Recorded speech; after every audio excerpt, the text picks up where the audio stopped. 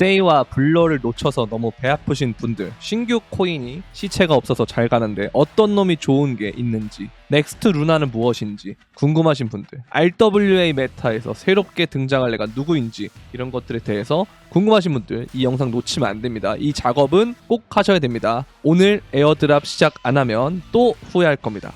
영상 끝까지 시청해주시기 바랍니다. 네, 안녕하세요. 끝판대장입니다. 오늘도 구독과 좋아요, 알림 설정, 그리고 댓글까지 부탁드리겠습니다. 자, 오늘 제가 말씀드리고 싶은 건 두 가지예요. 이더리움 쪽에서는 블래스트고요. 블래스트라고 하는데 블라스트고요. 그 다음에 솔라나 쪽에서는 파클이라는 놈이 있습니다. 파클과 블라스트 이렇게 두 가지가 있는데, 보면은 먼저 블래스트를 먼저 보게 되면은 얘는 자동으로 자산을 늘려주는 레이어 2 블록체인이라고 합니다. 이게 재밌는 건 이더리움과 스테이블 코인에 대해서 네이티브 이자를 제공하는 유일한 이더리움 레이어 2다. 그동안 레이어 2는 되게 많았죠. 뭐 폴리곤도 있고 아비트럼도 있고 그다음에 옵티미즘도 있고 뭐 이뮤터블 X도 있고 여러 가지가 있는데, 그 중에서 레이어 2들의 문제점은 뭐였냐? 다 요렇게 어떻게 한다? 이자를 주지 않기 때문에 여러분의 자산 가치가 시간이 지남에 따라서 감소한다. 근데 하지만 블래스트는 네이티브 이자를 구현한 최초의 레이어 2다. 그래서 블래스트에서 너의 자산은 자동으로 복리로 증가한다. 블래스트 기본적으로 이자를 구현해서 높지만 거기에 추가적으로 블래스트 보상에 따라서 복리로 증가할 것이다. 이렇게 시간이 지남에 따라 증가할 거다. 이제 그렇게 보시면 되는데요. 보면은 블래스트 이자는 이더 스테이킹과 실물 자산 RWA 토크나 프로젝트에서 발생한다. 그래서 이러한 탈중화 프로토콜에서 얻은 이익은 블래스트 사용자에게 자동적으로 분배된다. 다른 L2의 기본 이자율은 빵인데 블래스트에서 이더는 4%, 스테이블 코인은 5%의 이자를 받게 된다. 그래서 블래스트 생태계 기여자로서 우리의 목표는 가능한 한 최고의 이자 수익을 올릴 수 있는 L2를 구현해서 온체인 경제를 성장시키는 겁니다. 여러분 되게 어렵잖아요. 뭐 어떻게 보면 어려울 수 있고 어떻게 보면 쉬운데 간단하게 생각하시면 됩니다. 여러분들 앵커라고 있었어요. 앵커 프로토콜 아시죠? 앵커 프로토콜. 얘가 언제 문제가 생겼죠? 하락장 때 문제가 생겼죠. 그래서 얘 때문에 상승장 때 루나가 엄청나게 올랐죠. 얘도 이자 받는 시스템이었잖아요.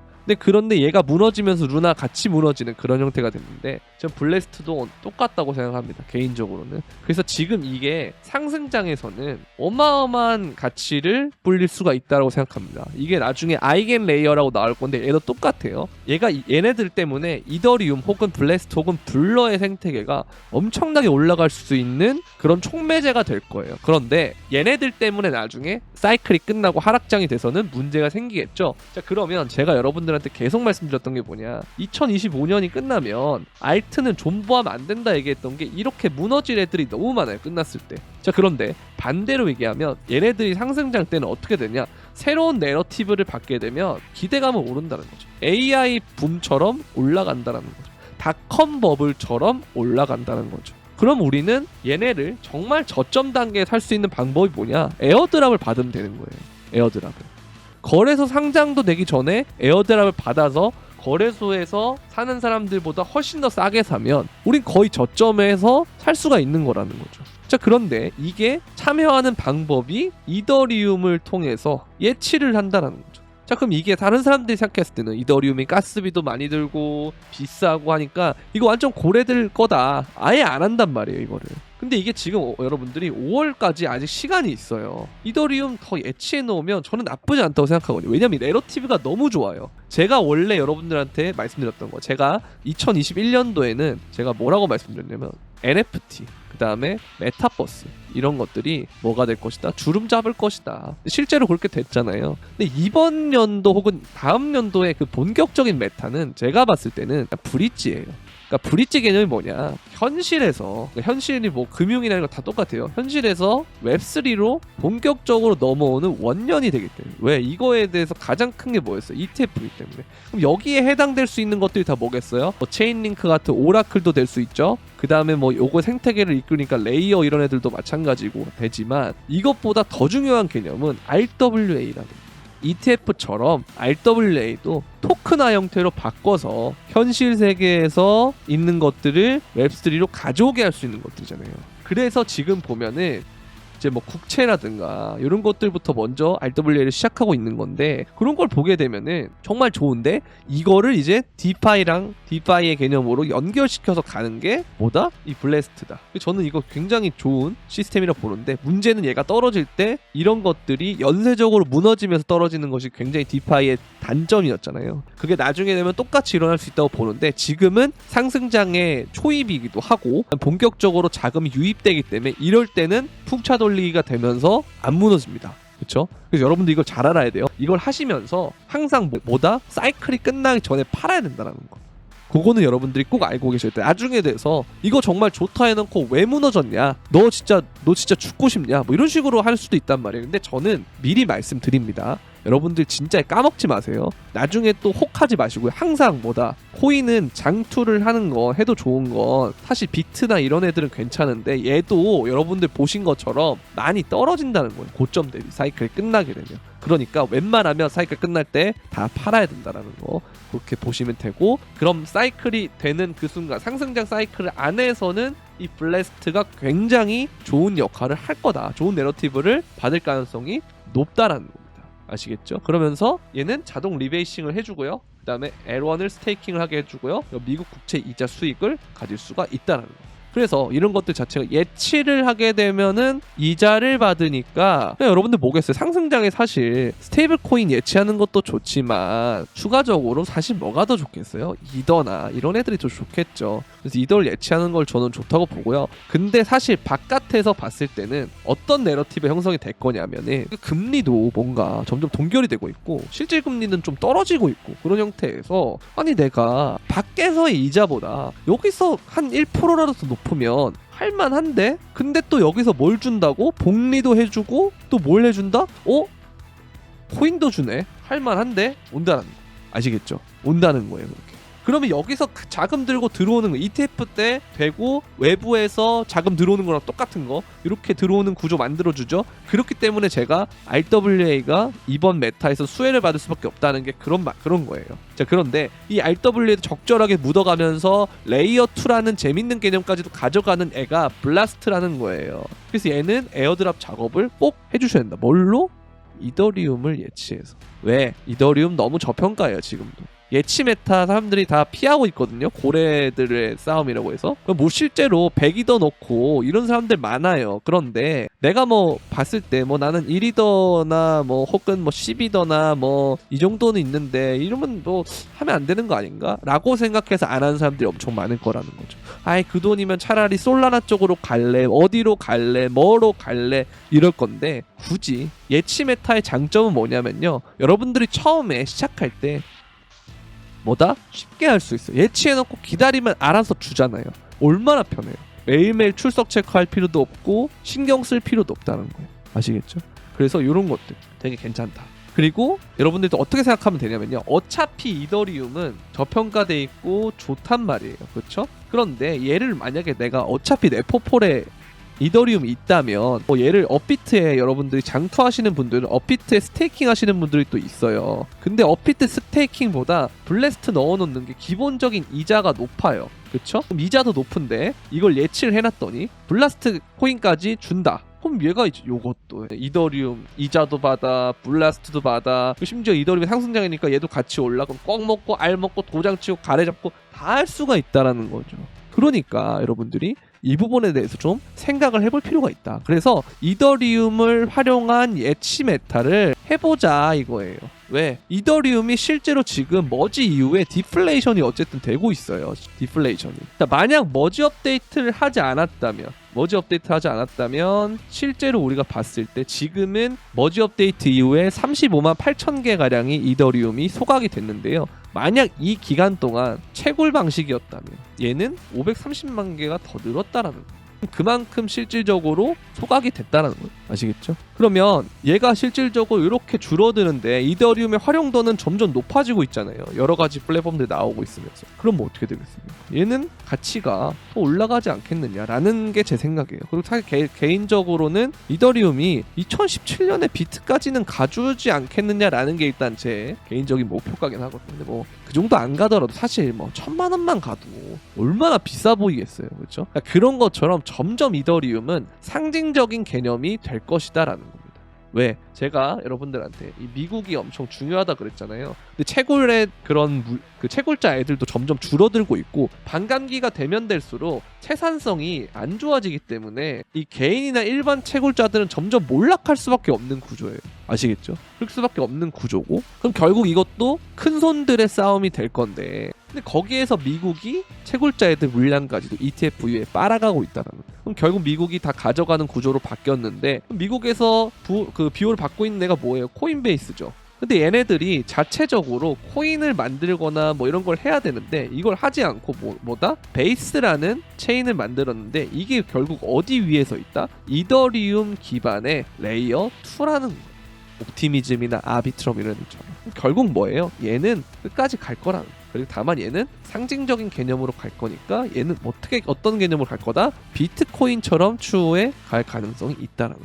다만 이 비트코인의 위상은 못 넘겠죠. 그러나 얘와 같은 형태로 간다라고 하면 그러면 2017년 비트 가격 정도까지 갈 수 있지 않을까라는 게 저의 그때 생각이었던 거고. 그래서 아무튼 결론은 이더리움의 생태계는 계속해서 잘 갈 건데 그 와중에 재밌는 놈이 이 놈이다. 웬만한 그 뉴메타도 빨아들이면서 지금 너무 이상적이에요.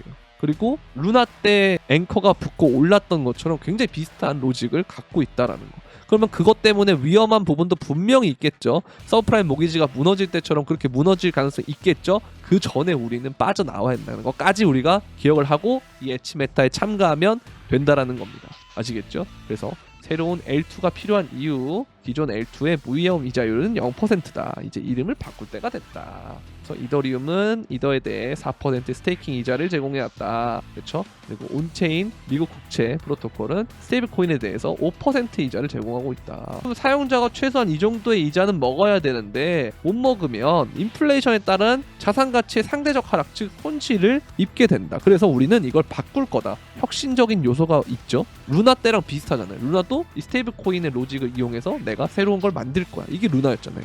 그렇죠? 그래서 앵커라는 것도 만들고 그래서 여러 가지 생태계도 만들고 차이도 만들고 여러 가지 해봤잖아요. 그러면서 루나가 엄청나게 버블이 끼면서 올랐는데 얘도 그럴 가능성이 있다라는 겁니다. 그래서 우리가 상승장에서는 거품이 낄 때는 이런 애들이 좋은 점만 보이고 안 좋은 점이 희석이 되는 그런 부분도 있기 때문에 이 부분을 우리가 노려서 해볼 필요가 있다라는 거. 그래서 아직 3개월 남았기 때문에 안 늦었다라는 거 그렇게 보시면 될 것 같아요. 그래서 어떻게 하는지 이런 부분들이 지금 궁금하실 텐데 제가 바로 알려드리도록 하겠습니다. 여러분들 지갑 만드시는 것까지만 혼자 해보시면은 금방 하실 수가 있어요. 아시겠죠? 여기 초대 코드 입력하는 게 있어요. 에어드랍을 받기 위해서 초대 코드를 입력하는 게 있는데 아까 여기 가보시면은 초대 코드 입력하는 게 있죠. 그래서 일단은 초대 코드가 저한테 있는데요. 일단 제 거 중에 하나를 넣도록 하겠습니다.